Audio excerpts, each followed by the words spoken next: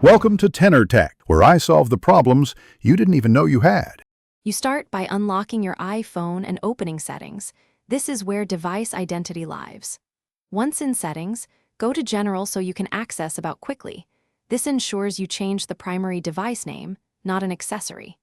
Make sure iCloud and device backups are up to date, and that Bluetooth or Wi-Fi are enabled if your name syncs to other Apple devices. Now tap About to locate the current device name and prepare to edit it.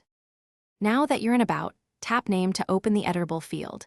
This is the exact control that determines how your iPhone shows up to AirDrop, iCloud, and networks. Type a new name using letters, numbers, or simple symbols. Avoid excessive length so other devices display it fully. Once done, tap Done to save. iOS applies the change locally and then pushes it to iCloud if enabled.